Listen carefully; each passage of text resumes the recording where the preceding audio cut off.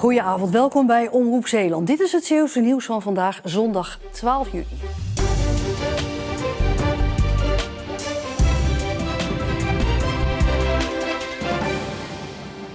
Zeeland is goed voorbereid op een nieuwe coronagolf. Dat zegt de GGD Zeeland in reactie op recente kritiek dat de voorbereidingen landelijk te wensen overlaten. Ondanks dat we nu in een rustigere periode zitten, zowel met testen als met vaccineren, zijn wij zeker voorbereid op een eventuele opleving. Want het beeld dat corona nu voorbij is wellicht wat voorbarig. In sommige landen, zoals Amerika, is er nu al een nieuwe golf. En hier wordt in de herfst ook een opleving van het virus verwacht. Wij verwachten dat er een kans is dat er toch weer een golfje komt. En afhankelijk welke variant het is, gaat dat een effect hebben op onze werkzaamheden. Maar als dat gebeurt, dan is de Zeeuwse GGD er naar eigen zeggen helemaal klaar voor. We zijn aan het afschalen, maar houden daarbij wel de infrastructuur in stand. We brengen alles terug naar een basis waarvan uit we heel snel kunnen gaan opschalen. Wel zou het vinden van personeel een knelpunt kunnen zijn, want nieuwe werknemers liggen op dit moment niet bepaald voor het oprapen. Toch verwacht de GGD de klus ook nu weer te kunnen klaren. Wij hebben de afgelopen periodes natuurlijk heel snel kunnen opschalen. En wij verwachten dat als dat nodig is in het najaar ook weer te kunnen. Dag 3 van de Delta Ride for the Roses vandaag, met fietstochten in Zeeuws-Vlaanderen. Van allerlei afstanden en dat betekent dus ook af en toe opsplitsen. En aan het einde van de middag werd bekendgemaakt hoeveel geld er in totaal bij elkaar is gefietst voor KWF-kankerbestrijding. Ga die check maar eens draaien. Dan ga je eens kijken of ik dat bedrag kan uitspreken. Wij hebben het, dames en heren, over €192.500 en nu. Zo. Wie in Rennes naar het strand gaat en zich is vergeten in te smeren, geen nood. Je hoeft niet terug naar het vakantiehuisje, naar huis of naar de drogist. Je kan gewoon langs deze paal lopen. Dan krijg je namelijk gratis zonnebrand. Het is een van de 25 zonnebrandpalen in Nederland en de eerste in Zeeland. Met de palen willen de initiatiefnemers mensen bewust maken hoe belangrijk insmeren is. En daarmee willen ze ook huidkanker voorkomen. Ik vind het heel goed dat hij er staat, want ik heb er zelf al mee te maken gehad met het gevolg van veel in de zon liggen. Mensen zijn zich daar te weinig bewust van. Heel wijs, heel verstandig en bespaart veel doktoren werk. Bent u vandaag al ingesmeerd? Ik heb me eigen ingesmeerd, maar ik had niks bij me en ik zag die paal staan. Ik denk, ik heb niks bij en ik heb mijn eigen daar ingesmeerd. Ik ben niet ingesmeerd. Het is heel erg slecht. Ik ga ervan uit dat het laagje wat ik heb, dat niet erger wordt eigenlijk. Maar nu die paal er toch staat. De fabrikant is overigens nog in gesprek met meer Zeeuwse gemeenten voor de plaatsing van zo'n zonnebrandpaal. Hier zat eerst het museum Hulst, maar sinds dit weekend is het heropend aan de overkant van de straat.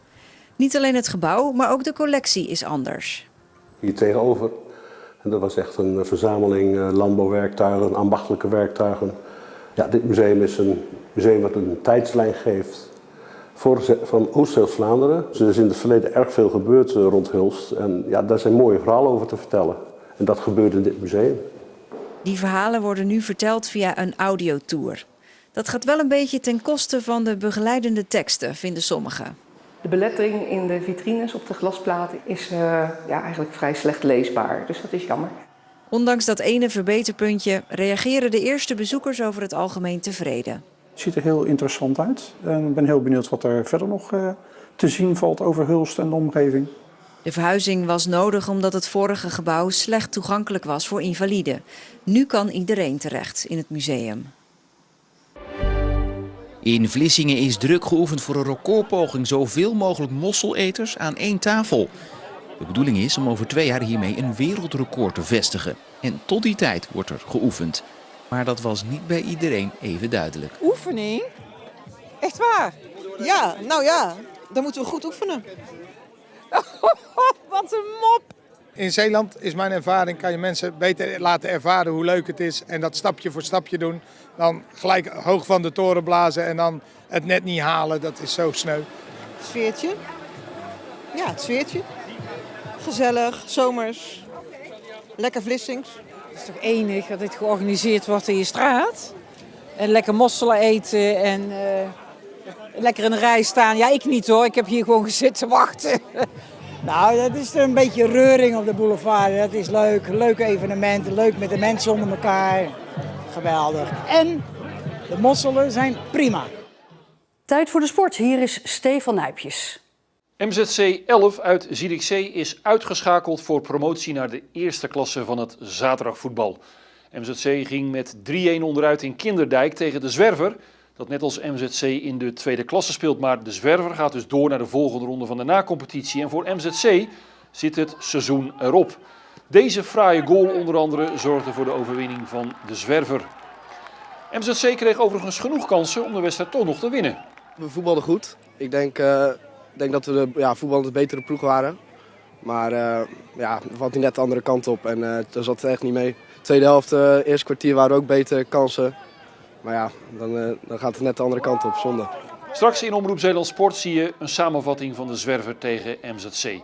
Verder in de uitzending Woudenberg tegen Ierseke, ook na competitievoetbal. Ierseke wint met 0-1 en gaat wel door naar de volgende ronde van de nacompetitie. En er is aandacht voor beachvolleybal, het Europees kampioenschap voor spelers tot 22 jaar, dat de afgelopen dagen op het Badstrand in Vlissingen is gespeeld. Omroep Zeeland Sport is er zometeen na het nieuws. Tot zo. Het werd vandaag vrij zonnig met enkele stapelwolken en ook wat hogere wolkenvelden. Maar de zon die kwam daar toch wel prima doorheen.